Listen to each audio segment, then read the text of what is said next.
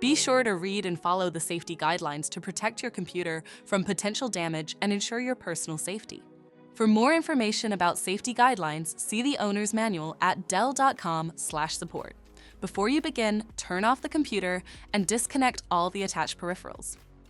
To remove the DisplayPort, loosen the screw securing the side cover